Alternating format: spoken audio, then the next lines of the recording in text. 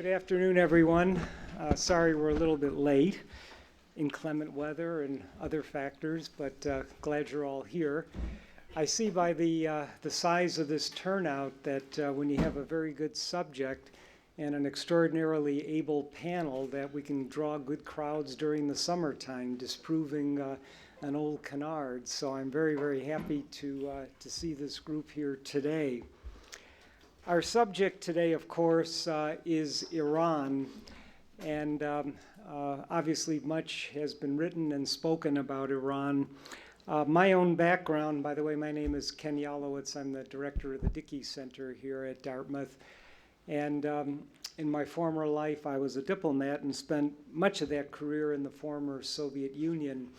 And I've been fascinated recently over the last several years how elections have triggered, in effect, revolutions in several countries of the former Soviet Union. And those elections, the trigger has always been a fraudulent election, a fixed election. And I'm speaking of Ukraine and Georgia, the two most recent examples. So I've been fascinated, by what has transpired in Iran, triggered by this election process. We have an extraordinarily capable panel with us today. I'll be brief in the introductions because, as I say, I know we're a little late getting started, but we're very, very fortunate to have a historian, a sociologist, and a political scientist.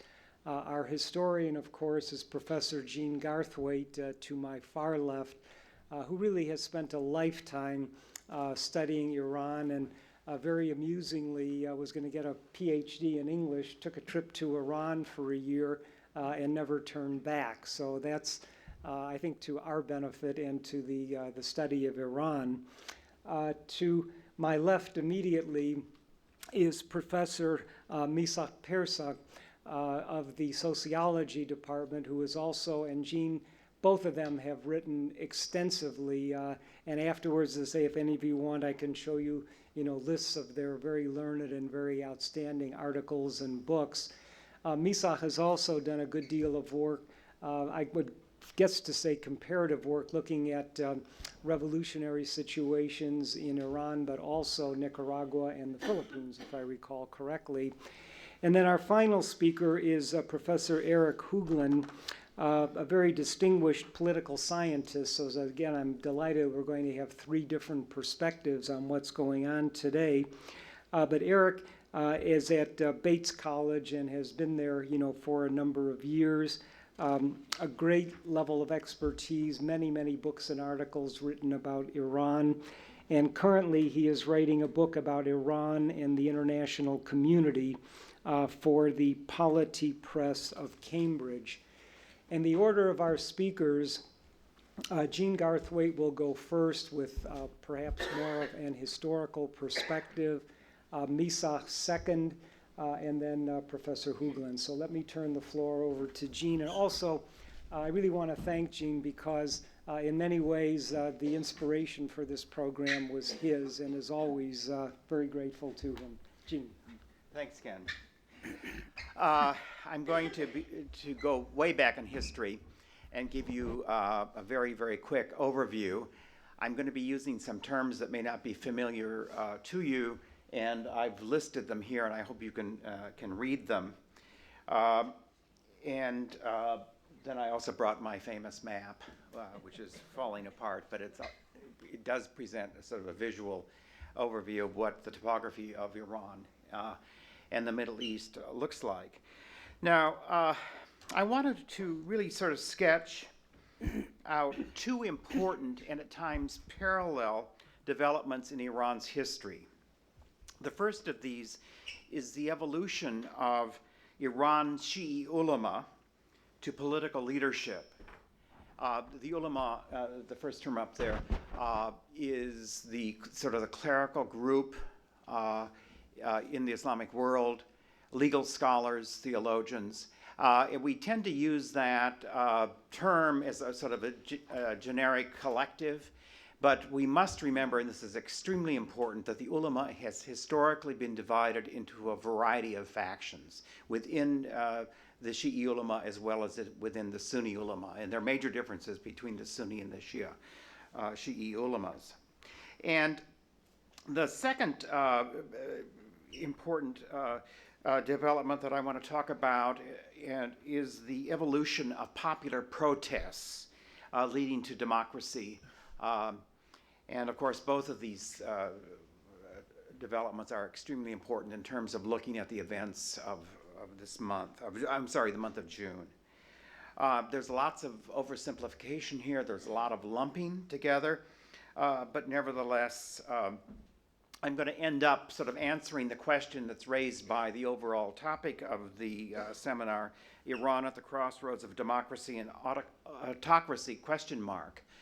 And I come down on the side that there's no going back, that the Islamic Republic introduced to Iran into the world by Ayatollah Khomeini has lost its legitimacy. And furthermore, as a result of the protests, and there's a long history of similar protests in Iran, we probably are seeing the reemergence of the notion of separation of church and state with the possibility of a secular democracy emerging. So on that side of things, I'm a bit optimistic. I'm not sure when this is going to happen. It may not be for some time, but I think that's the direction that this is moving. Let's look first then at the evolution of Iran Shi'i ulama's rise to political leadership. Now, the differences between the Sunni and the Shia goes back to the 7th century and with the death of the Prophet Muhammad.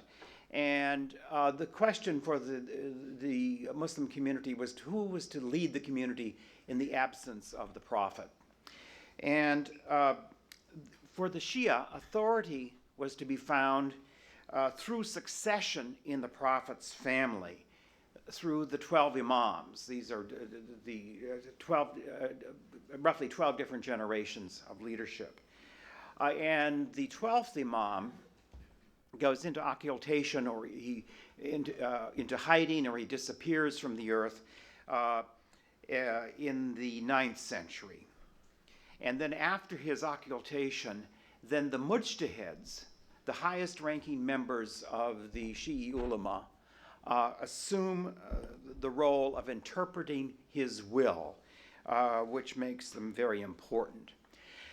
Now, something else that's extremely important in terms of the Shi'i ulama, and that is that the imams, in theory, could even overrule the Quran and the Hadith. The Hadith are the traditional stories that are used to provide and buttress legal opinions about how the Quran is to be applied in this world. So that in the end, the Quran and the Hadith, from a Shi'i perspective, the Sunnis do not hold to this, the Quran and the Hadith were historically contingent and subordinated to reasoned judgment, if not to reason itself. And this, of course, then would give the mujtahids this extraordinary power. Now, historically, the Shia were a minority in the Islamic world, and they accepted that minority status, and in effect, they recognized Sunni governments. That is, essentially until 1501, when the Safavid dynasty emerges and reestablishes the monarchy in Iran and Shiism as the state religion. So the legitimacy is critical here to understanding political power in Iran and how it's exercised.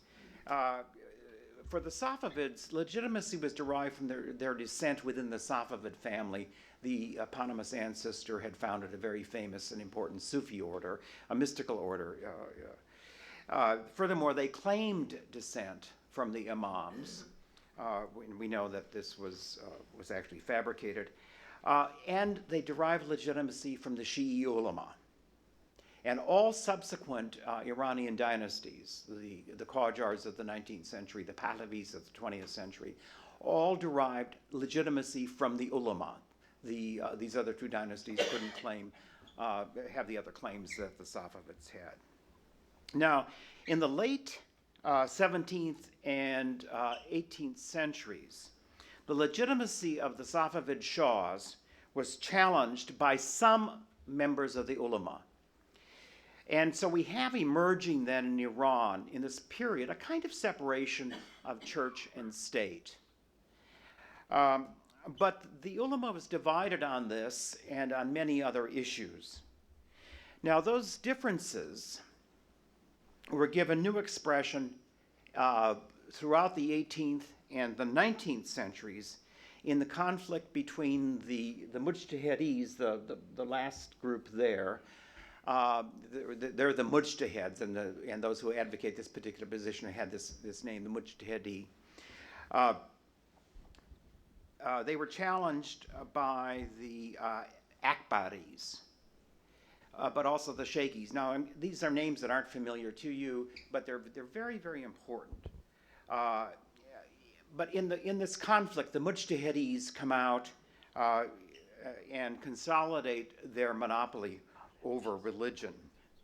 But the ideas of the other two were extremely important and led directly to the Babi Baha'i movement of the 19th century that questioned Mujtahidi monopoly over law and religion. Among some of their ideas were any well-informed Shi'i could interpret the tradition for themselves. Now, this is a very radical idea. People oftentimes say what the problem with Islam is they've never had a reformation. Well, they've had a variety of reformations and fairly recent ones. They don't necessarily turn out the way the Reformation did in the West. So any well-informed Shi'i could interpret the tradition for him or herself. They advocated the equality of men and women before the law.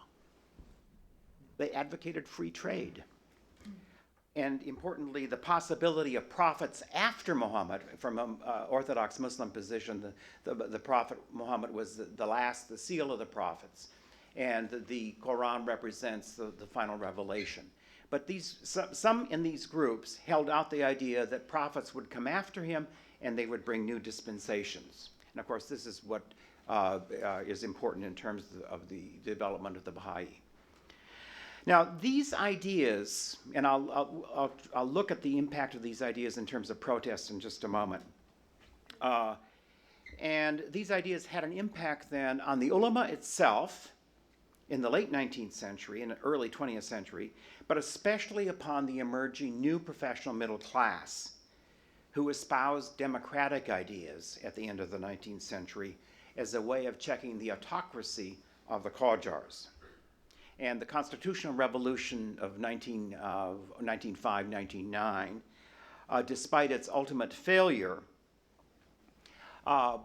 is the consequence of these new ideas, and the Constitution itself separates church from state. The Constitution, by the way, was based on the Belgian Constitution, I think, of about 1834.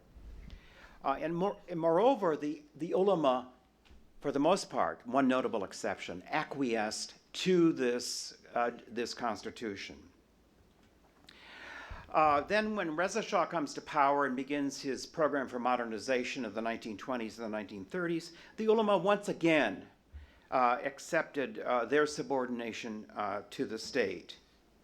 And it's not until Khomeini and his sermons and lectures in the early 1960s when he began to attack the Pahlavi autocracy, and then in the 1970s when he called for the formation of an Islamic government, was there an advocate for ulama rule, for direct ulama rule. So this Khomeini's innovation was a very radical departure from the traditional roles of the ulama. And the principle that he argued and based his essential ideas on was the concept of the velayat-e faqih, which is over here on the board. And this is the guardianship of the jurisprudent. And that was enshrined in the 1979 Constitution after the Revolution and in subsequent amendments and changes to that Constitution. This was a radical idea and was not based on tradition, but on informed reasoning. Once again, historical contingency. Now, this is also very important that all of the other ranking Ayatollahs, and most of whom outranked Khomeini himself, rejected this concept. Just as ranking Ayatollahs in Iran and Iraq today reject this concept, and they also reject the notion that the ulama should rule directly. And you've seen some expressions of that in terms of what's happened in the last several weeks. Now, the problem, not only did the highest ranking Ayatollahs reject this idea, there was a problem then when Khomeini died. Who was going to succeed him? Who was going to have this kind of power?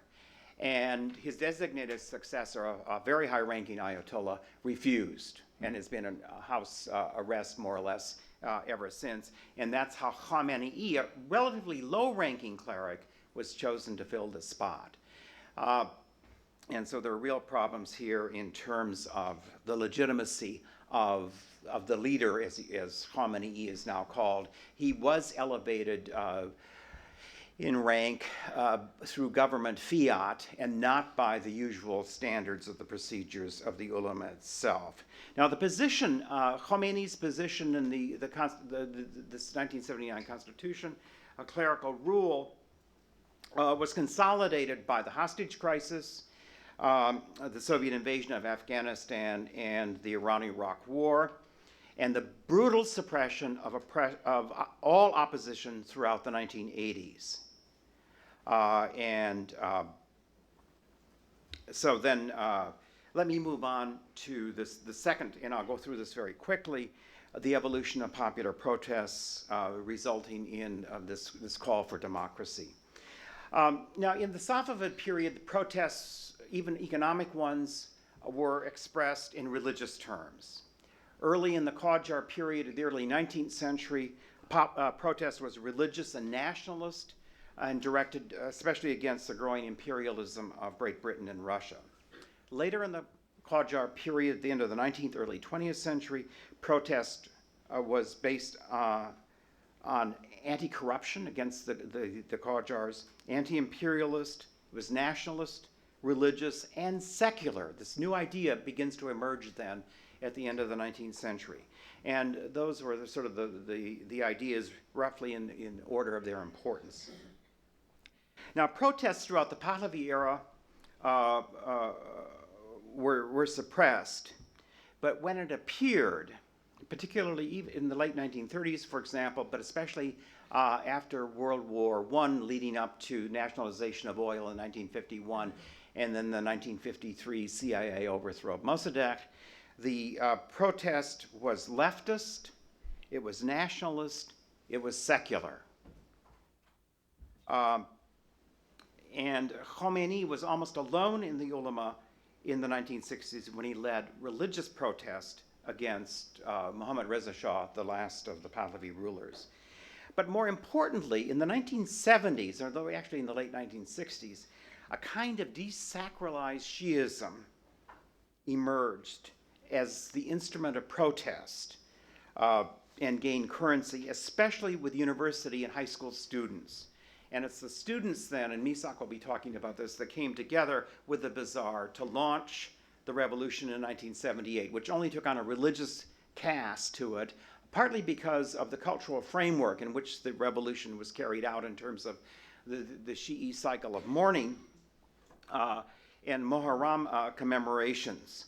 And then only later in 1978 did Khomeini and other clerics emerge as the rulers, and in a sense there are two revolutions, the revolution that overthrew the Pahlavi Shah, and then the second revolution, cultural and political, of 1979, when the ulama was able to consolidate its power. Those supporting the revolution, the initial supporters of the revolution, especially the students, were called for something of a return to the 1906 Constitution for democratic elections, government checks and balances, and transparency in government. And of course, all of those expectations then were suppressed during the Islamic Republic. And again, during or since the revolution, protests have been centered especially in universities, and it's only quite recently then have protests sort of moved outside of the universities across the country, as Eric will talk to you about. And in late spring 2009, the base for change spread across the country as a result of the consequences of corrupt and ineffective Islamic government, economic mismanagement, and then the protests following the stolen elections. And this, I think, may well point a direct challenge to the system itself, and then out of that, the resolution of that, possibly a more democratic future. Thank you.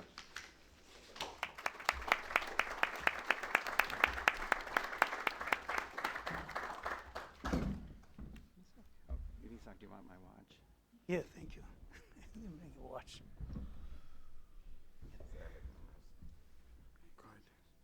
I keep it here. Where did you get yours? Dubai. Okay, I'm doing this. It's not working, Robin. What are you doing? Oh, I don't see anything here. That's the problem, I guess. So, yeah, okay. My work mostly focuses on the revolution and the outcome of the revolution, and I'm actually writing a book comparing democratization in South Korea, Indonesia, and Iran. And what happened in the past few weeks, actually, I finished the manuscript a couple of years ago, and I said, South Korea and Indonesia are finished. Iran is not finished. It's never finished. So I should just wait, and the manuscript sitting on my desktop in my office, so I'll wait and see what happened. What happened here was, for me, was perfect. Unfortunately, for the people, it wasn't very perfect. So it is a puzzling development that the Islamic Republic has shifted to a more militaristic, highly authoritarian, fascist aspect. That elements of it was available, was there from the beginning, but now it has become more extreme. Okay, let's see quickly what happened. I know Eric has a lot of interesting things to say about, because he was there in May of this year, just a few weeks ago, so he has a lot of things to say about current events. So I'll take you to those events, and then Eric can continue to take from there. Okay, this was the 10th presidential election in Iran. Although the Islamic Republic has been around only for 30 years, they had 10th presidential. Don't ask me why, because they had assassinations and things like that, so they had to do elections over and over again a few times. Okay, the current political crisis, I view it, is rooted basically in the 1979 revolution. In a way, the 1979 revolution really didn't finish. It's an unfinished project. Same way I talk about the American Civil War wasn't finished until, in a way, you get to the civil rights movement. It takes 100 years to sort of finish it. Some people claim it's still not completely finished. So in Iran, this is an ongoing project. The main slogans of the revolution, there were 3 words: Istiqlal, Azadi, and Jumhuriya Islami, for my Persian friends here, to show off my Farsi. Independence, freedom, and Islamic Republic. And independence and freedom, you don't need a lot of explanation. But Islamic Republic has been a part of the problem. The vast majority of these people who were participating in the struggle for Islamic Republic really wanted social and economic justice. There was rising inequalities, and some people made a great deal of wealth as a result of the oil money coming in, and so they said, we need some fair distribution, equity, and better distribution of wealth and income. The vast majority of them really looked to the Islamic Shiite, particular principle of justice. And Islam, particularly the Shiite faction, emphasizes social justice to a great deal, and that's a very important thing for Iranians who are fighting them. Okay, let's see what they weren't talking about. No slogans basically attacked women or homosexuals. None called for stoning of adulterers, and none called for banning Persian or Western music, and none actually called. Now this, and I have gone through thousands of statements, leaflets, flyers, newspaper reports, demands that were made during the revolutionary struggles from the beginning of mid-1977 all the way to February 11, 1979, when the monarchy was overthrown. I have not found anything to indicate that they really wanted a theocracy. Except Khomeini, who was the sleaze element. He, as Jean mentioned, in the early 1970s, he did speak about Islamic government and the idea of Vilayat-e-Faqih, the top religious leader would be in position of power. But those ideas never came to the Iranian people. If anybody talked about those things, they would be immediately arrested and put to jail. So once he came back, gradually, slowly, but definitely he imposed a theocracy that basically was incompatible with much of the demands of the Iranian people. By the way, as Jean mentioned, the vast majority of the Iranian clergy during the revolutionary struggles from 1977 to 1979 were very moderate. These clerics in Iran are very sophisticated. They are not telling people, we want theocracy, we want suicide bomber, we want to follow something the Taliban did. This is very different civilization, very different country from Afghanistan and many of the Arab countries that are sending the suicide bombers into Iraq and Afghanistan. Very, very extremely. The vast majority were moderate. Only a small minority actually followed Khomeini's ideas.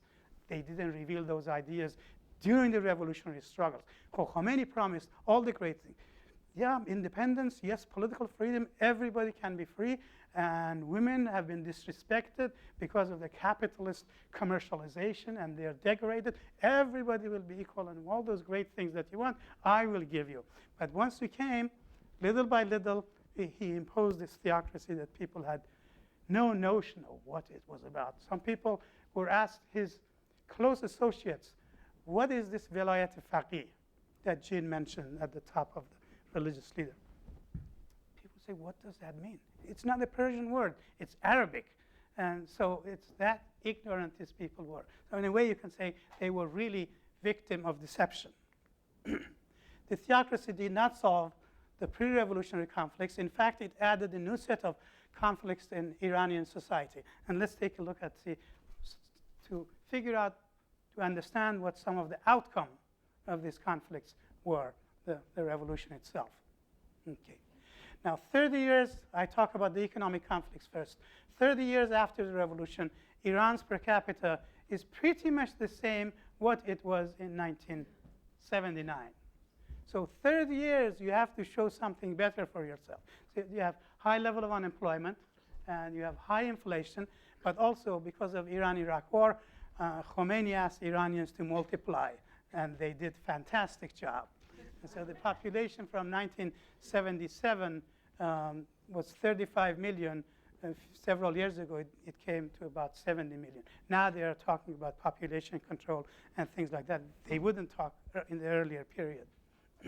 Income inequality has been rising as, of course, some of the ruling mullahs who have connection to the government have become millionaire, and one of them actually is the big millionaire mullah, Ayatollah Rafsanjani. He's a billionaire. He's not a millionaire. They made a great deal of money. They accumulated vast amounts of fortune. The vast majority of the people actually didn't get anything. And the mechanism is corruption and cronyism. You have access to the government, you get all kinds of privileges. And that basically was one of the secrets of their vast wealth that they accumulated. The Gini coefficient actually is a measure of inequality, how unequal the society is, the resources of the society is. At the beginning of the revolution, because of the revolutionary, some of the changes, the introduction of egalitarian principles, the Gini coefficient declined, meaning that the society became more equal. But in the past couple of decades or so, those things have been basically undermined, and inequality. The Gini coefficient right now, it looks pretty much what it was in 1979. So basically, Iranians haven't moved very far. Just to put it in the comparative perspective, in the In 1979, the per capita of Iran basically ranked about 52, 53, depending which measures you, or 57 would be the worst. That's where Iran was in terms of Iranian, the per capita income, compared to the rest of the world. By now, Iran is approximately about 100, 102nd. So Iran basically, the rest of the world is moving up in terms of per capita income. The standard of living is improving. Iran has deteriorated. It's a very unfortunate development. Again, in a national survey, what Iranians say themselves, 77%, this is the year 2000, Iranians expressed intense sense of injustice about economic disparities. Now, even Ayatollah Khamenei, and this is Khamenei here, he's the supreme leader that Jean talked about, succeeded Ayatollah Khomeini. He once noted, and this from Washington Post, dispensing economic justice has been one of the regime's most cherished yet unrealized goals since its establishment nearly a quarter century ago. So this is not something that you can hide. Even the leader, the most important person in the revolution, himself admits that inequalities and injustice that they demanded have not been achieved. Political conflicts. Although people demanded political changes, the revolution generated new political elite, but the system basically failed to satisfy the demand for freedom. Now, what they did in a successive round of conflicts from very early on, 1980, actually 1979, when the hostages were taken in November 1979, they deliberately took the hostages, calculated that the liberal government of Prime Minister Bazargan would not be very happy, and hopefully they'll resign. That's exactly what happened. So that's the in 1979, between February 1979 to November 1979, a faction of the liberals were thrown out. They resigned, and Khomeini said, good, go ahead, fine, no problem. So they basically, in each round of conflict, they got rid of their liberal, nationalist, liberal, and finally the last group is the reformist partners that are members of the polity. And what they established is what we in sociology call exclusive rule. That's very narrowly based. So you think of a funnel. Begin, the opening is broad. It gradually narrows down and then finally comes to the bottom. And there's very little left that you can say part of the polity, part of the system. Now, under the regime, a minority of the clergy, and they have civilian allies that hold power. At the apex is the supreme leader, who's unelected, and he serves for life. Now, in the past few weeks, liberal media and speculators have been talking about Ayatollah Rafsanjani is in the opposition, and they are right, he is in the opposition. Ayatollah Rafsanjani is the head of the Assembly of Experts. He's also head of the Exigency Council. So he is a very powerful man, and he's contacting a lot of clerics in the city of Rome to remove, because that's the only body, the Assembly of Experts, that could remove the supreme leader from his position. But these people are so naive. They are daydreaming. If anybody can remove the representative of God who speaks on God, he controls everything in the country, from the army, from the media, from all three branches of the government. There's no way anybody could. He's the most powerful person in the world if you look at his constitutional rights. And so Rafsanjani eliminating him, that's just not very credible to think about how he has solidified his power, what he has done. There is no way anybody could, except from revolution, which is what I have been calling about for 30 years. And people now laugh at me that 30 years finally is coming true. But he is not going to be overthrown. He doesn't have much power. He has 10, 15% of the, at best. A lot of Iranian specialists argue that it's not even 10%, it's below 10%.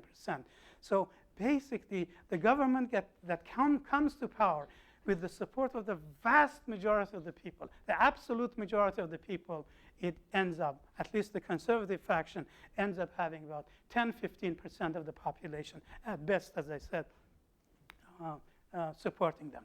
Okay. There are also social, cultural conflicts and outcome here.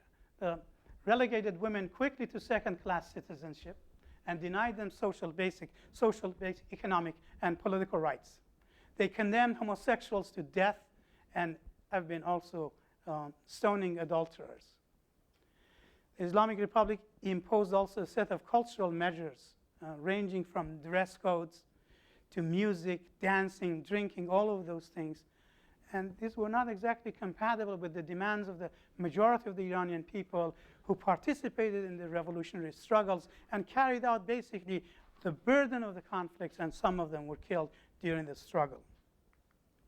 And there's also ideological outcome and conflicts that's going on. The Islamic fundamentalists, basically, and the theocratic clergy, they have discredited themselves and undermined their own religion by making Islam the underpinning of failed economic and political experiments. Now, the ruling cleric, the only way they can survive, there is one last thing they can do. It has to resort often to nationalist rhetoric. And this is a problem for the United States. Every time you call them axis of evil, the threat from outside and the nationalist tendencies bring them all together. And that basically, there was an Ayatollah Tahiri who was Friday prayer in Isfahan, who had written a letter, condemned the government, and said a lot of bad things about the government. He resigned from his position. He was a very important Ayatollah, very moderate, like most of them. And so as soon as George Bush came and said, well, axis of evil, he said everybody has to support the government, and people came out and were demonstrating. That's their card. And of course, they have learned that the issue of energy and nuclear energy, and they call it peaceful and so forth, that's one of their winning cards. The United States is against us. It is against our progress. So they keep emphasizing and pressuring, this is our right, and foreigners are against us.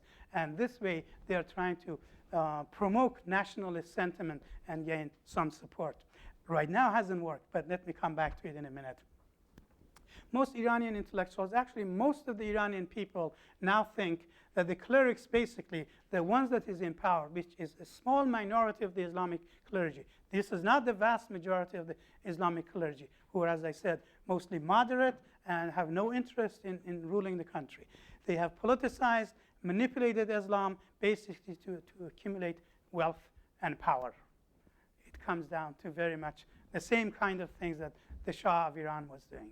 To everything, to manipulate every institution, to increase your wealth and power, but at the expense of the people, of course. Now, it's not surprise that, of course, as a result of all this, Iranians are among the most secular people in the Middle East. Now, in a national poll, 83% declared that religious teachings, this is again during President Khatami, religious teachings were irrelevant to daily life. And 75%, according to the government's own survey, do not even say the obligatory daily prayers. And it's important, several times they pray. And so these people, this was a government-sponsored survey done in 1999. And what it means, in my view, Iranians are basically refusing to be coerced into heaven. And as you might know, heaven was a Persian creation. It was Zoroaster who came up with the idea. It was a Persian prophet. About 4,000 years ago, am I right, Gene? It's not quite that long. 3,700. Yeah. To be more accurate. There was a heaven and hell, and after you die, which from the time he had talked about was about 3,000 years to come, and the day of judgment, and those who had done good things, they'll go to heaven. Those who had done bad things, those who had done good things, they'll be walking on a highway that's so wide there's no problem. They'll get to the other side between two mountains. And those who had done all the bad things, they will be walking like a little rope that's very shaky. And of course, they'll fall down, and there's fire at the bottom, and they'll burn and purify, and everybody will be resurrected and so forth. And Persians called it Firdaus. The Greeks that went there, they couldn't say Firdaus, so they said Perdis, and it ended up with you guys called paradise. So that's how it traveled from that part of the world. Basically, they're refusing. We are not going to accept the chains and shackles and go to your heaven that you're trying to force us. Yeah. I think in the Persian Zoroastrian mythology, hell is a very cold place. I read Western analysis of Western analysis, so the wrong version came to me. Okay. The Shia clergy has never been unified, which is what Jean just mentioned, particularly since the revolution. The clerical factionalism calls for change resulted in the rise of the reformist faction in 1990. 1992 was supposed to be a parliamentary election, and what the conservatives said to the radicals who had been dominant in the Iranian parliament, they said, you guys are out. They said, we give you exams. They took the exam. These are all clerics. They took the exam, and they told them, these are dozens of people, said, you failed. Scram, you can't run for parliament, just like that. Because if you pass the test, you don't know what Islam is, you're finished. And so the radicals, which includes Mr. Mousavi, who was just running, who was the winner, proclaimed the winner. Khatami was included with that. They said in 1994, 1995, they said, well, we are no longer radicals, and we are reformers. And we are not asking for economic radicalism. We want political reform and democracy and all such things. After the collapse of the Soviet Union, spread of democracy, so they became the reformists. And of course, Khatami won the presidential election in 1997, and twice. He tried to introduce reforms. Of course, he introduced numerous bills, including, for example, banning torture in Iranian prisons. It goes to the parliament, sometimes gets approved, and sometimes gets rejected. But even when it gets approved, it has to go to Guardian Council. The Guardian Council would reject. There were a bunch of conservative clerics appointed by, or half of them appointed by Khamenei himself, and they would reject them and say, well, this is not Islamic. What if these people are against Islam, wants to destroy the Islamic Republic? We can't pass this law. So torture was an official policy and used within the Islamic Republic. Okay. As Khatami was introducing those reforms, students came out and at least protested twice. One was in 1999 and against the closure of a newspaper, liberal newspaper, and then in 2003. One of the most fascinating slogans of the period was both demonstrations. The nation is miserable. Mullahs are acting like gods. And basically, students everywhere are, in other revolutions that I've studied, and democratization, they are basically the forerunners of political struggles. They are the ones who are concentrated in universities. They have prestige because they are important. They have some measure of immunity, and they come out and they demonstrate, and they fight for their ideology, for changes that they're demanding. So I found it interesting that they attacked both the economic foundation, the nation is miserable, the people are,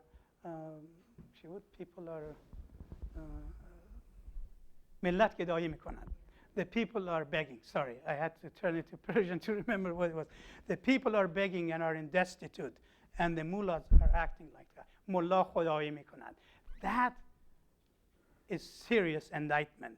Both the political and economic foundation of the regime of the Islamic Republic was challenged by the students. And these 1999, 2003 were the first major. After Khomeini killed all the previous generation by 1991, all the way stretched to 1998 actually, those were all gone. These were major challenges that emerged during the Khatami's period. Okay. In the 2005 elections, students decided, well, we voted for the reformists, they couldn't do a thing. For 8 years, Khatami was in power, and 4 years there was a reform parliament, they couldn't do a thing. So the reformists and progressive elements in society said, we are not going to vote, we are going to boycott. That helped the conservatives because they rallied the troops, brought and Ahmadinejad, well, it went to second round and so forth. But finally, Ahmadinejad won the election. Who knows how accurate it was, the count. It's always because every candidate has to be vetted. You can never say that this is the true desire of the people, because if you're not Islamic enough, you didn't go to the mosque, you didn't demonstrate in favor of the Vilayat al-Faqih and the government, you can't run. And so it's always, you can say it's really not democratic, because everything has to be vetted. People cannot run because they're not Islamic enough. Okay. Once in power, Ahmadinejad, now I look back, I know what they were doing. Now, in hindsight. At the time, I didn't know. Purge university professors, because students and the universities, these have been, from way back 1940s and 1950s, is the bastion of both anti-imperialistic and anti-despotic struggles. So you purge the universities, you kick the students out, you purge them, you put them to jail. And then he went to the elements of the regime government, replaced a lot of people in government offices, replaced all the governors, and closed down a number of the institutions that were carrying out research and working for the government in various capacities. Closed all of them. Now I see what he was doing. They were preparing for all of this that happened in the past few weeks. And so he places all those positions from people from the Revolutionary Guard, which he had served, where he had served during the 1980s, during the war against Iraq. Then he traveled around the country, and they have these bags of money, but also bags of potatoes. The supporters come, the president is here money, envelope, money, cash, giving to people. What the hell is going on? And then a few weeks ago in March 2009, I found out that the audit office of the parliament said over $1 billion is missing from oil money. I said, okay, the money is missing. I couldn't figure it out. I said, the money is missing. They are saying it publicly, so they find it. Now I realize the money that Ahmadinejad was distributing with the potatoes to people, mostly poor people, this is where he was trying to get the vote. He was buying the vote by the people, but at the time nobody guessed what was happening. And so, now, protests against the outcome of the elections that June 13, one day after the elections were finished. Basically, this is a developing country. It's a huge country. It's the size of Texas. These people voted, and nobody counted these votes. The ballot boxes were not open in these localities. Usually, there are members of this faction and government. They come and they vote and they supervise and they see what has gone on. The boxes were taken and shipped to Tehran. And the next day, everybody knew that Ahmadinejad won. And won by what slide? More than 62% of the vote was given. And there are 3 candidates. At least you have to have some kind of a serious division. And so basically people knew that it was rigged. So Khomeini quickly the next day got up, said this was a divine gift. How do you know? Let those people count. No, of course, he knew it already. 9 months before the election, now we know, 9 months before the election, he told Ahmadinejad, don't you think that you are going to be a president for 4 years? You will be around another 5 years. Now we know these things. At the time, we didn't know what was going on. So in hindsight, you see that Khamenei himself. So the slogans came out, where's my vote? This is most benign. You're the riffraff. Ahmadinejad was on television. They asked him, what happened? You say you claim you won, and there are all these protests. He said, they are khas u khashak. You're the riffraff.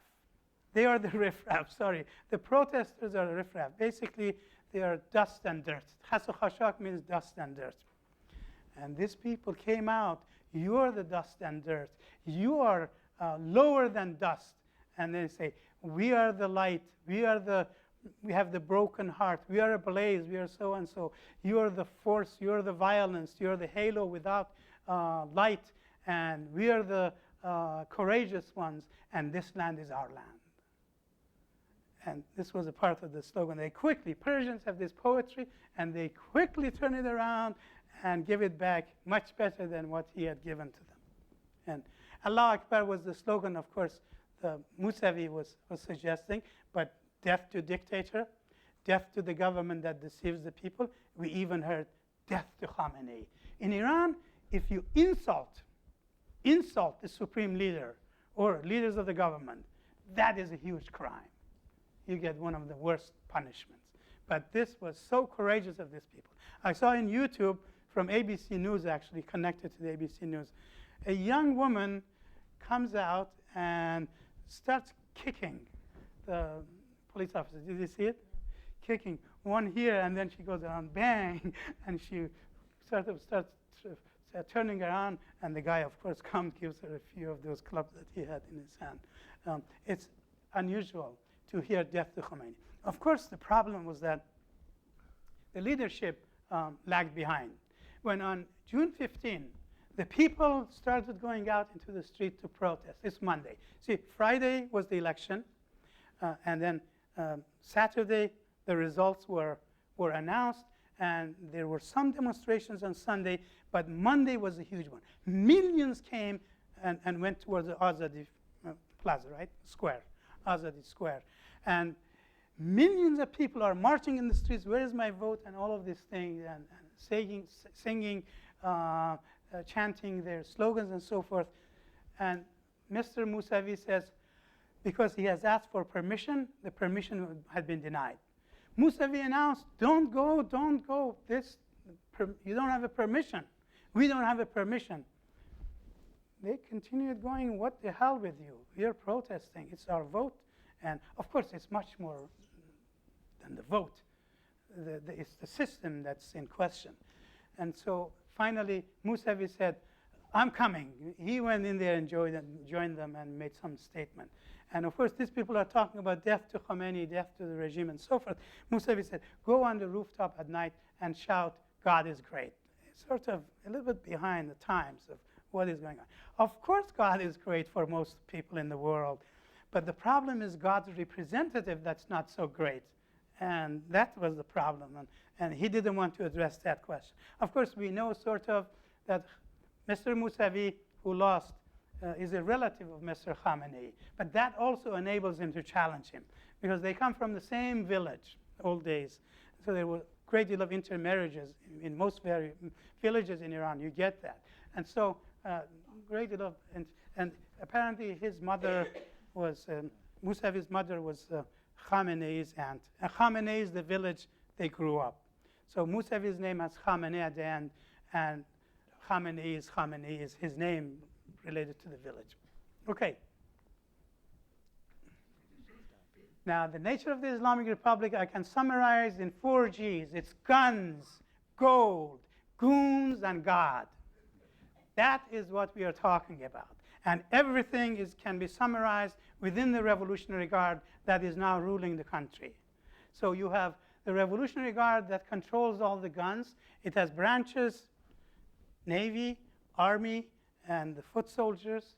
And of course, gold is Mr. Khamenei in the past several years has given them all the deals. We have privatization, they say. What's privatization? Privatization is selling government enterprises to the Revolutionary Guard, from oil and gas to electronics to computer technology to construction to shipping, you name it. They are into every business. So the gold of Iran, which is oil, is now being increasingly controlled by the Revolutionary Guard. And of course, the goons is the Basij. In the first days of those demonstrations, they were the ones who were coming out and beating the demonstrators and the protesters. And of course, the Revolutionary Guard is represented by God's representative, the leader, the supreme leader of the country, or claims to be representing God. And I recently also found out that he takes 10% of the proceedings, the income of oil. And as soon as I mentioned to my wonderful wife, she said, it is Mullah 10%. She paraphrased Marcos's 10%. In the Philippines, every major transaction, 10% of it went to Marcos. And so Iran, she said, people should start calling him Mullah 10%. I hope they figure this out, that is a good parallel. Beginning of the end, that's for sure. I waited for 30 years. When the Islamic Republic was established, I told one of my prominent mentors, Charles Tilley, one of the most prominent in the world, I told him that these guys are are really not worth it. They're bad news. They should be overthrown. It was just a few days after the revolution. He looked at me. He knew I was leftist and I didn't sympathize with it. He said, "You don't like a lot of governments, do you?" I said, "No, revolution has to proceed, has to be deepened." And finally, 30 years after, we are getting to the situation. And this is my last slide, Ken, I promise. Okay. Now, the external factors are the problem. I should say President Obama gets an A+ with Dartmouth citation. Did a great job. He came out, he talked about the New Year's, sent them the message, and he even had some Persian poetry, right? He had some Persian poetry, spoke a little bit Farsi. So he also recently sent another letter to Khamenei that we are ready to dialogue, to talk with you, negotiate. And I think Obama might have done the trick. When Khamenei receives the letter, if all of it is true, what was in there and what we hear about, Khamenei said, okay, I have had these reformist rascals bugging me and bothering me with these votes and all this. It is now time to tell them to scram and out. So he decided, and he told them, it's time for you to take the vote and win. So President Obama might be given credit for the beginning of the end. And President Biden should be a bit careful. Joe first should think a little bit and then talk, instead of talking first and then thinking. It's a little bit reversed. So Joe Biden said the other day on ABC News with Stephanopoulos that, well, we can't tell Israel about what they should. It's a sovereign state. If they have existential threat, they can do whatever they want. First of all, existential threat from Iranian society, whose per capita income, whose GDP, whose every achievement you look at is a fraction of Israel and the United States. There's no match between Israel, one of the most powerful countries in the world. So to say existential threat from Iran, that is really not a very credible thing.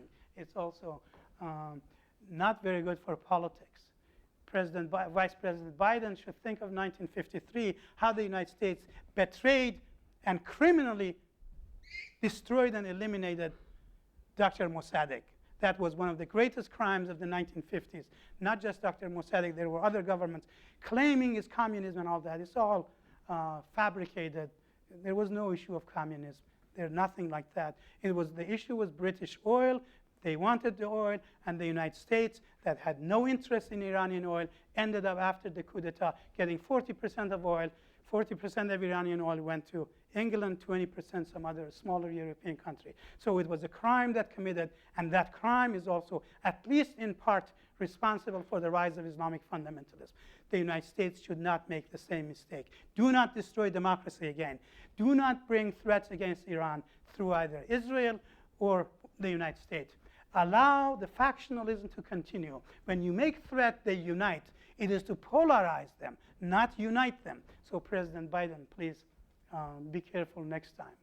And Mr. Netanyahu, I beg Mr. Netanyahu to stay out of this. He suddenly came and made a statement that I'm in support of all the protesters and those who are opposing the government. Israel doesn't have a great record when it comes to Iran. Israel was a great friend of the Shah, and those people do not respect Israeli politics over here. And as soon as you bring the two together, that Netanyahu is on the side of the people, I don't know what Mr. Netanyahu's own record is as far as democracy is concerned. I don't see a great deal. But the issue is that as soon as they see Netanyahu saying that, they will arrest and they kill them. You're Netanyahu's agent. And you and Netanyahu are in a coalition. So you have to be killed, you have to be destroyed. It's a very vicious, ruthless politics. And people like Netanyahu, please keep it quiet for a while and let them finish this. Thank you.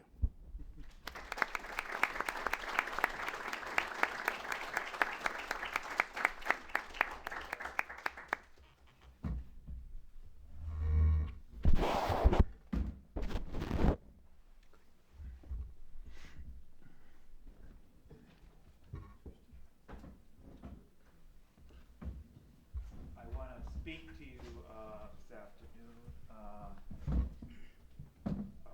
my experiences in Iran in May. I'm one of these scholars who believe that an important purpose of scholarship is to give voice to the people whom you study. And that's what I've tried to do in all of my research for the past 40 years.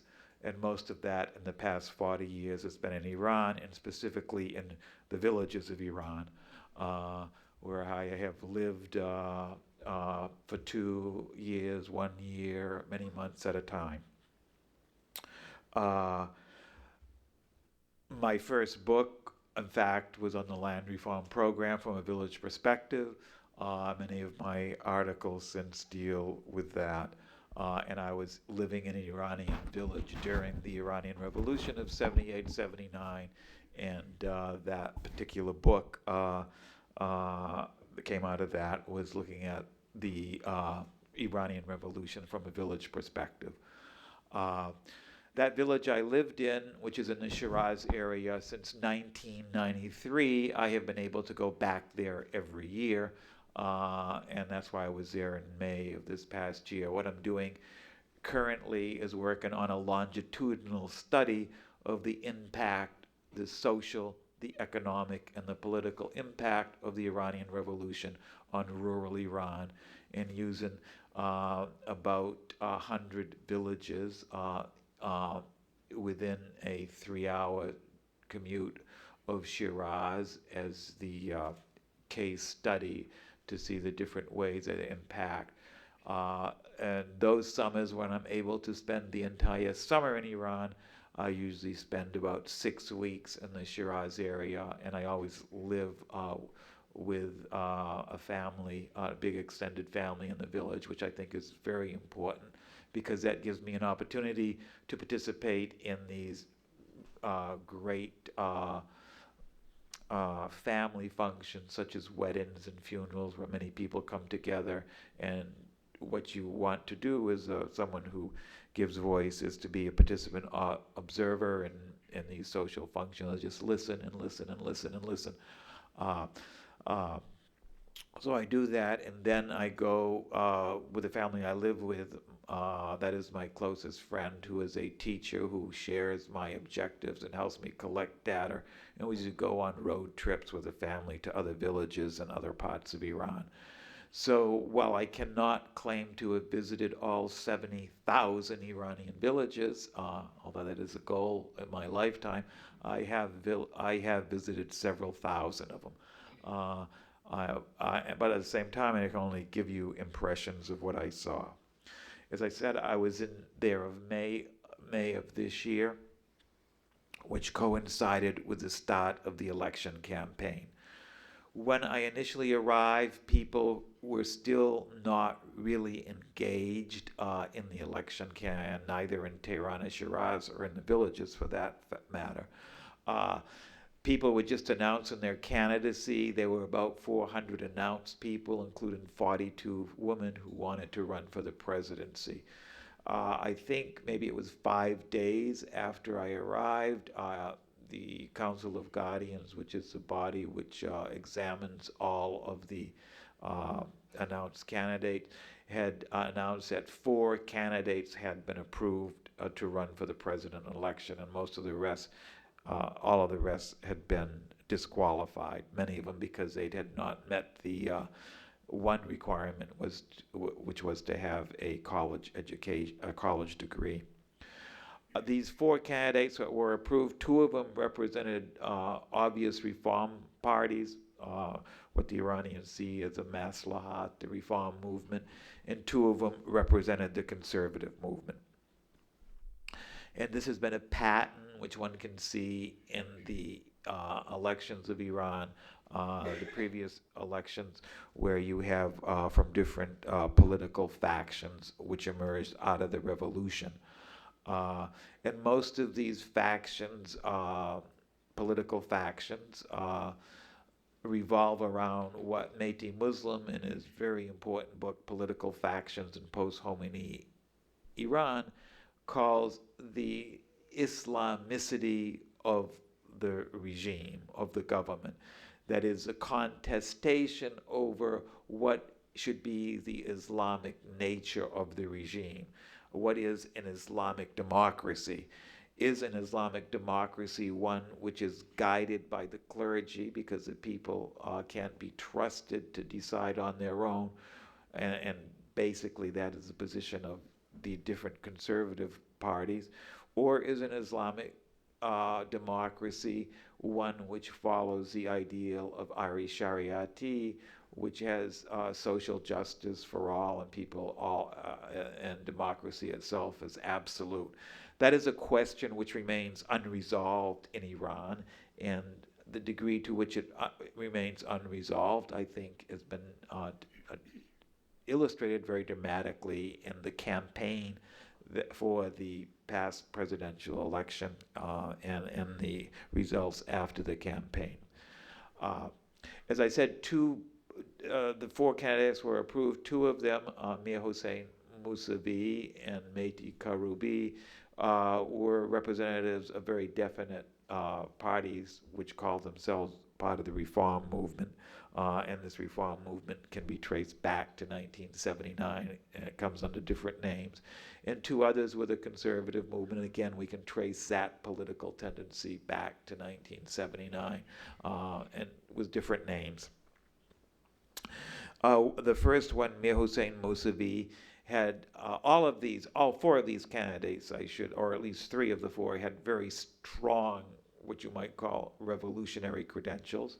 Mir Hossein Mousavi, who represented a coalition of several different reform parties, some of which go all the way back to 79 and some which emerged in the 90s. About 17 different parties in that coalition. He had been prime minister of Iran from 1981 to 89. Most of that period was when Iran was at a war with Iraq, and he is credited for managing an economy which delivered both guns and butter. That is, managed to pursue the war and managed to carry out a number of economic reforms which really transformed Iranian society in economic and eventually in social terms. Economic reforms, especially for the villages, building roads, thousands of kilometers of roads, electrifying villages, doing things which had not existed before the revolution, as well as prosecute the war. So because of that background, he had a good reputation, a positive image among Iranians who remembered him, say people over the age of 40. Remembered this period of the 80s. And he had not been in politics since 1989. He had been teaching. He went on. He sort of retired from politics, not completely, but he was not visible in politics, and he was involved in academia. The other reformist, Mehdi Karoubi, is a cleric, a member of the clergy, again, someone who's been closely identified with the reform movement since 1979. He served for 2 separate terms as Speaker of the Parliament, and he had run in 2005 and in earlier elections as a reform candidate for the presidency. So he was very well known among those people who followed reform politics, and he had his own political party, which he created after the 2005 election with his own newspaper. He was, while that party at times had been part of the general reform movement, it took its separate course for this election. The 2 conservative candidates, one was Mohseni Rezai, who had been commander of the Revolutionary Guard, especially in the 80s, and had a reputation of someone who had been rather competent during the Iran-Iraq War and was well known, but he was no longer within the Revolutionary Guards. In fact, he was secretary of the Expediency Council, but he still had contacts within the Revolutionary Guard. And he belonged to the part of the reform movement which was very critical of Ahmadinejad and did not feel that he was competent to be president. And Ahmadinejad, who was the incumbent president, was the fourth candidate. He is kind of an interesting person. He does not have the revolutionary credentials that the other three had. He was very young at the time of the revolution. He had served in the war and then went on to college. And he only became politically active in the 90s. He had a brief tenure of the governor of East Azerbaijan, which was not a very successful one. And then he was elected to the Tehran City Council. Tehran does have municipal boundaries, and within its municipal board is divided into, I believe it's 13, but it's an odd number. It might be 17 neighborhoods or 13. So he was elected as a city councilor from one of the neighborhoods, and then the city council, when they meet, they elect a mayor among themselves. This is something that's been only since 2000, before the mayor was elected another way.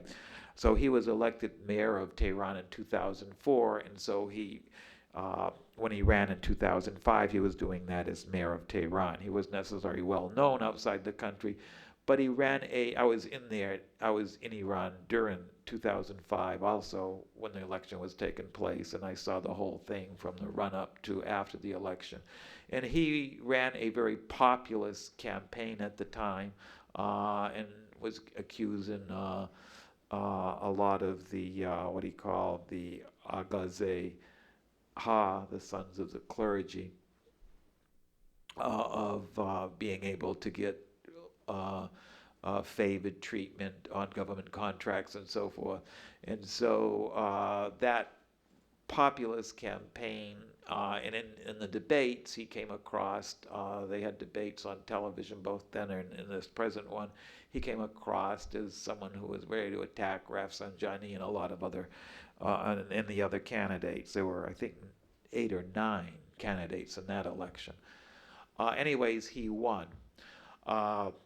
So we had these 4 candidates, and once they were announced, gradually, and I was there at the time, people started to become interested in that election, and I would listen to the comments that people made in gatherings, weddings, funerals, other major forums, concerts, for example. You go to a concert in Shiraz or Tehran, or a play, and during intermission, people will gather and have tea, and you'll hear lots of talking. And they would talk about the candidates. Those people who belonged to reform movement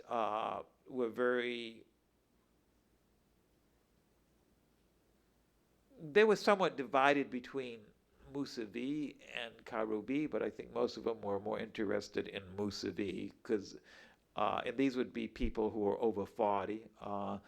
That generation between 40 and 50, they remembered what he had done, and they were initially concerned. They all felt that he would be the best president of the country because of his past, for what he had done with the economy in the 80s, and he would restore the social justice issues. The social justice issues really were important from 79 to 92, and then in 92, the Rafsanjani government adopted what we can call neoliberal economic policies. This is when Iran was interested in joining the WTO, following World Bank programs, which were actually, in some cases, imposed by the World Bank on other countries. In the case of Iran and other countries, voluntarily adopted. And part of this was privatization, ending subsidies. And so between 92, and these continued under Khatami and under Ahmadinejad, for that matter. And so what has happened under these implementation of neoliberal economic policies, which, as I said, follow World Bank guidelines, a lot of the subsidies were cut, subsidies which really benefited the poor, the electricity subsidy, the fuel subsidy, the crop subsidies, which helped farmers a lot. And so many people were hoping that he would come and restore some of the social justice balance. That's what people were talking about. There was a lot of anger against Ahmadinejad. People felt that he had betrayed the promises he made in 2005 by not restoring some of the subsidies, not by continuing to cut some of them, and playing favoritism and who got government contracts. The conservatives were divided between those who felt they should support Ahmadinejad and those who wanted to support Mohseni Rezai. The campaigning began towards the end of May, and during the campaigning, and this, by campaigning I mean people would come, the candidates would come out to the other cities. They would leave Tehran, come to the cities, come to small towns, and so forth. And during the campaigning, Misagh, who was very interested, he campaigned with his wife, who is a major feminist in Iran. She calls herself an Islamic feminist, and there's a whole group of Islamic feminists. Iran is considered one of the main countries in the world for Islamic feminism, and that's a very important movement in Iran, which is being copied in other countries, such as Indonesia. And his wife, Zahra Rahnava, is a very important Islamic, she calls herself that, that's what she calls herself, so we can call her that, Islamic feminist. She's a sculptor, she's a poet, she does things, and she campaigned along with him, and they decided to use the color of green, which they say represents Islam and the environment, because they're both big on the environment. Holding hands. Lots of men and women do that in Iran. That's not exceptional anymore. During the campaign, show them on Yeah. television holding hands. And that brought a lot of interest in the campaign, and there was a lot of appeal, and the young people began to flock to that, and word of mouth, and so he began to attract hundreds and thousands, and then they had to transfer his campaign to stadiums, football stadiums, or they call it we call it what the world calls football, we call soccer in this country. So they were transferred to these football stadiums. So he began getting larger crowds and really having a great appeal, and the young people began to really get involved in this campaign and start going out door to door campaigning. Debates started to take place on the television between the four candidates. Three of them would always gang up against Ahmadinejad, who often refused to come to the debate, so it was usually the three of them criticizing Ahmadinejad in the debates that I saw on television. The polls taken by papers in Shiraz and Tabriz, Mashhad, Kermanshah, these were local newspaper polls, showed that initially, very at the beginning, that Ahmadinejad was leading by 38%, and gradually Misagh pulled ahead in these internal polls. And then towards the end, the internal polls were showing that Misagh would probably come in first, that Karoubi would come in second, and that Ahmadinejad and Mohseni Rezai would come in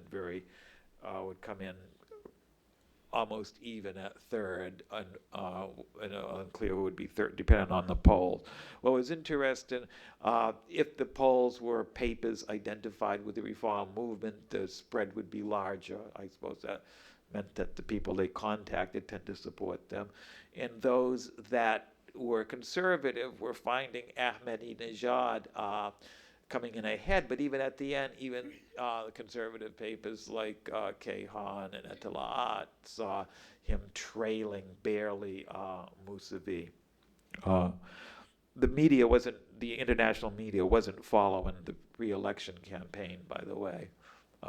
Although some people like Borzu Dedagahi of the LA Times was already in there. But they didn't seem to be following what the Persian media was saying. None of these people were following the Persian media at the time. But it was clear during that last week before the election that Misagh was drawing crowds, sometimes, some estimates, hundreds of thousands in Tehran, in Tabriz, in Shiraz, in Mashhad. Even in Qom, he got a very large, the largest. Ahmadi was not drawing large crowds. Karoubi was drawing respectable crowds, and Rezai was not drawing many crowds at all.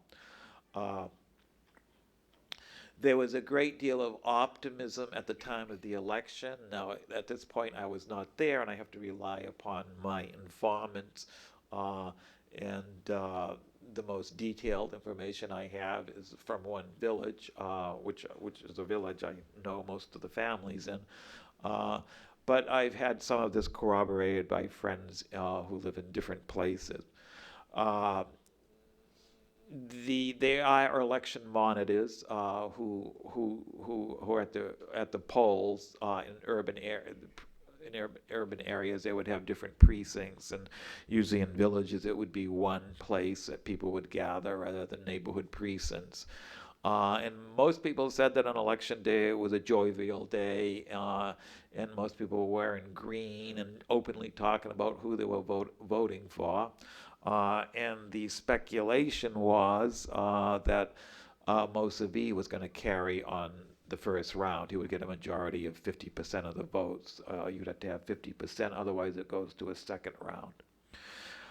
What happened in this village and several other villages and several urban precincts, which I know about, officials from the Ministry of Interior, which theoretically is in charge of the elections, came by to the precincts and sealed the ballot boxes and carted them away before they could be counted. Normally the ballots are counted in the precincts, which are usually a 7-person committee. And I want to stress 7-person because there's usually, in the last 2 elections, women on these committees as well as men. So they're counted locally, and the idea is they're representatives from each of the political party who are present for the counting, and they sort of observe. And the counting is rather public. It always has been, not just for presidential elections, but for the Majlis elections and local council elections. The ballot boxes for the areas which I have information were sealed and carted away, and it seems to be that's what happened throughout the country.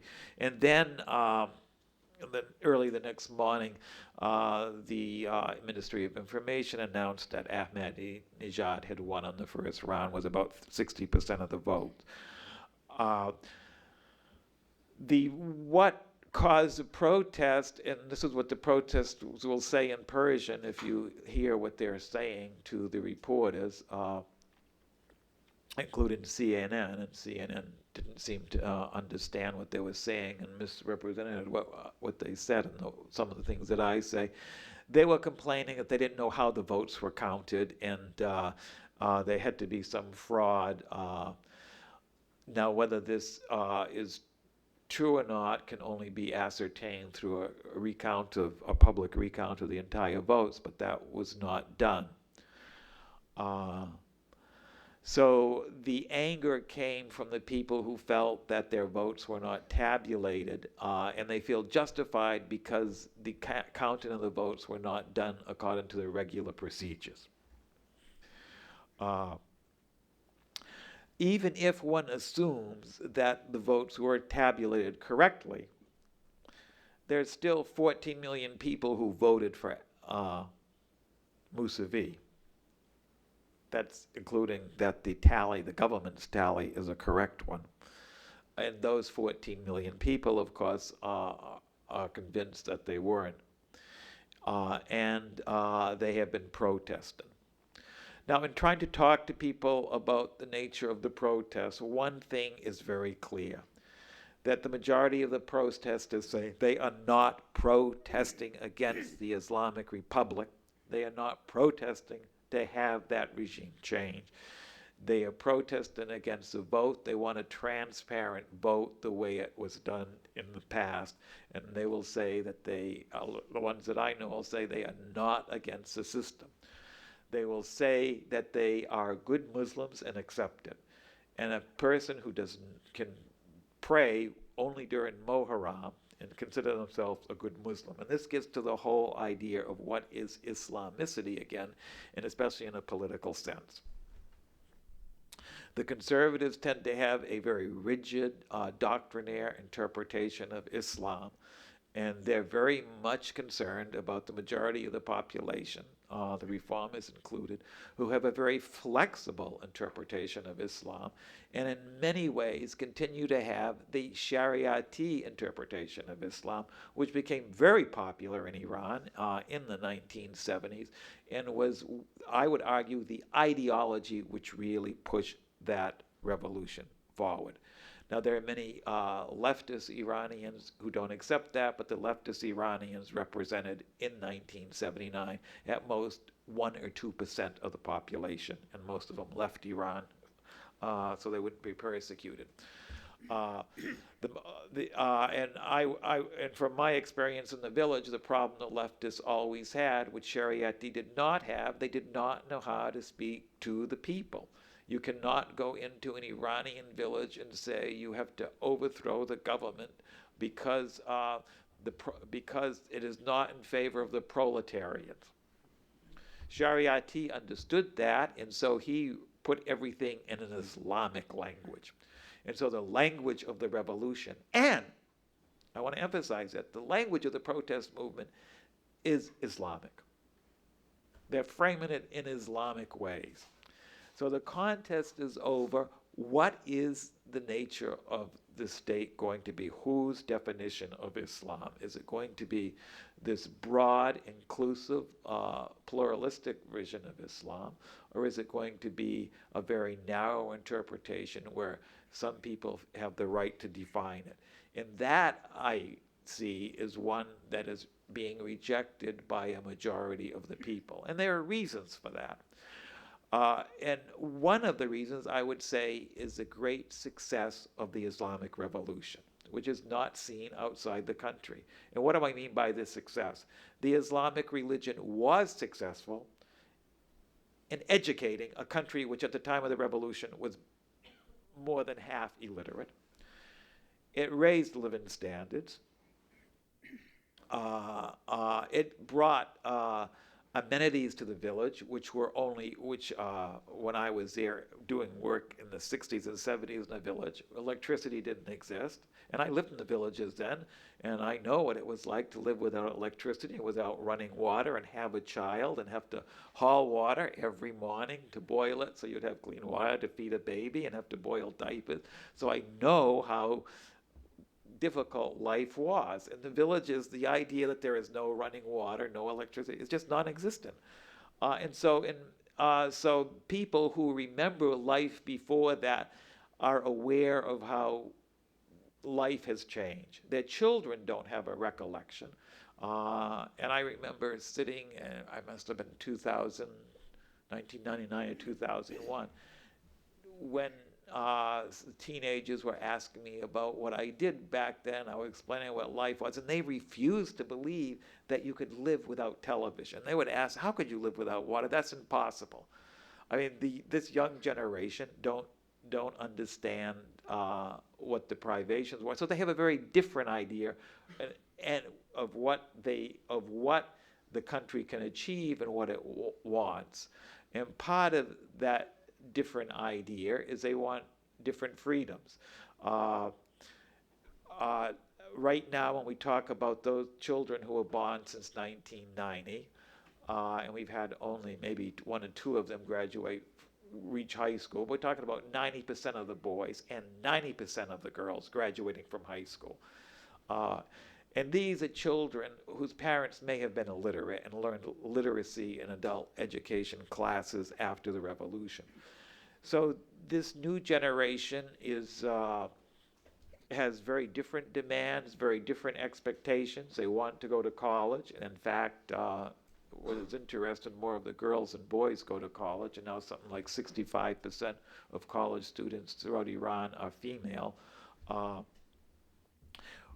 which means young people are delaying marriage for different reasons, and they have all these other demands.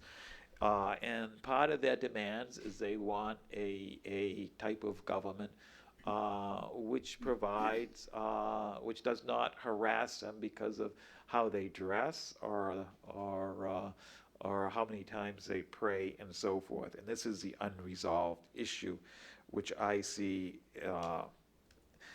has not dealt with at a political level. I have to stop now. I think could we leave time for questions? Good, thank you. I think this generational gap. A few minutes for questions, so why don't we go back there to the, I kind of had two questions, I guess, mostly directed at Professor Hooglund and Professor Parsa, but anyone can sort of jump in. My first question is, I've heard read different analyses of just how different things would have been if Misagh had won. Some people are saying that, well, things wouldn't have actually been all that different. You would have largely continued after the Nijad's policies. And some people are saying, well, it would have been very different. And so the question is sort of how different would they be? Also, the second question is, how does all this talk about nuclear ambitions tie into all of this?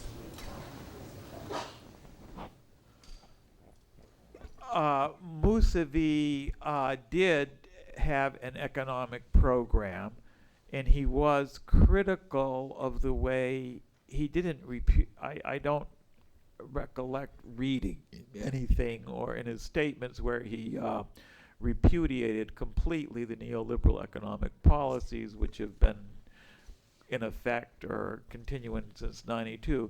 But he did talk we need a new direction. He criticized the taking away of crop subsidies, one of the things which really helped the villages, and this was really done mostly under Ahmadinejad, who sort of has a contempt for the rural areas, like in line with a number of urban people in many countries, not just Iran. The crop subsidies, they were on wheat and things like that. And it wasn't really a subsidy, it was a floor price for basic crops, grains like wheat and rice. And the floor price the government would establish every year and say that if the market price fell below, you would get the floor price. And if it's high, you can sell on the open market. And these were very important for rice growers, wheat growers, what else? There were some other crops, oil, sunflower seeds. There were a number of crops which had these floor prices. And of course, under the World Bank guidelines, these are opposed as a form of subsidy, which I don't understand because they all exist in Europe, and the European countries are promoting the World Bank to get rid of them in the third world. But Iran started to go along with that, and that accelerated under Ahmadinejad's regime, government. And so he was much in tune especially when he went to the smaller towns, talking about and big wheat growing areas such as Fars and Azerbaijan and Mazandaran, to bring back the wheat subsidies, bring back the rice subsidies, which are very important again in Fars and Gilan. Mazandaran, big rice areas. Mazandaran first, Fars second, I guess, in rice. And there were a number of other things that he showed that he was sensitive, I would argue, to the negative economic consequences of implementing some of these World Bank favored policies. In terms of nuclear energy, everyone I have talked to in Iran, and this is just the average person and politicians, insist that Iran has a right to have a nuclear energy program. And everyone will also say we do not have weapons. This is a lie for the West. Our leaders all say we don't have them. And one or two might say, well, maybe we do. But this has become a national issue. Why are they telling us that we cannot have a nuclear energy program if other countries can, like Pakistan, which is a neighbor, and so forth? So, and none of those, and they all insist that we don't have that. And of course, there is no evidence. The IAEA has never been able to come up with evidence that Iran does have any kind of secret weapons program. The position of the Bush administration was that Iran did have a secret nuclear weapons program, although that wasn't the position of the CIA, interestingly. But it was the administration, and the Bush administration insisted that they could not talk to Iran about this until Iran admitted it had a secret nuclear weapons program, which meant there was no dialogue between Iran and the U.S. or U.S. allies on that issue. Now, the Obama administration has backtracked on that and said that we have to talk with Iran. We are concerned that it may, we don't know, or it may or may not. It's sort of said it, accepting the CIA finding of 2007 that there's just no evidence that Iran actually has this secret program, but we are concerned that their nuclear knowledge or whatever would enable them to have one if they wanted one. So at least that is now, and the U.S. is now participating in negotiations with Europe since they began in April, I think, end of April, with Iran. It's at the table. So that Bush administration policy has been quietly overturned. Do you want to add? No, I think, Eric, basically the most important part you mentioned. But just the last thing, this nuclear energy, that's their winning card. And it's our right, and we have to defend ourselves. And what happened during the 8 years of war, Iran-Iraq war, that prompted them say, well, we need to defend ourselves. And the more you press on this, it's not a winning card. It brings them together. The more you insist, which is the Bush administration insisting, you have to admit the people lined up behind the government, behind the regime, and there's no. This is a country with thousands of years of external conflict. You can't tell them that you don't need national security, that the United States, Pakistan, Israel, all these other countries have national security, but you don't need to have one. And so that's not a winning card. That unites them. We need to pursue policies that divides them, and that's it. Yes.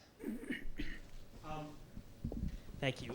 So since the 1979 Islamic Revolution, Iran has allegedly assembled a network of surrogates primarily in the Arab world to promote its revolutionary ideology, either explicit ones like Hezbollah in Lebanon or sort of more covert ones like the Badr Brigade in Iraq and more recently Hamas. So my question is, and this is primarily for Professor Parsa, you identified a more, or I guess predicted a more fundamental institutional shift in the Iranian regime, and you cited poll numbers showing that in general this Vilayati Faqih ideology is not really accepted by the population. Given that it seems like the support for these groups is very much motivated by the religious ideology, or if you dispute that analysis, you can comment on that. What do you think the future of Iranian support for these Islamist surrogates in the Arab world will take if the counter-revolution you predict is successful? Actually, the counter-revolution for me is the revolutionary. These people who ended up seizing power and imposing theocracy, they are not a part of the revolution. For the Iranian people, they were looking for justice, independence, and freedom, and those things. But the surrogates that you mentioned, the regime, pursues those on the ideological basis. But also it's not just ideological.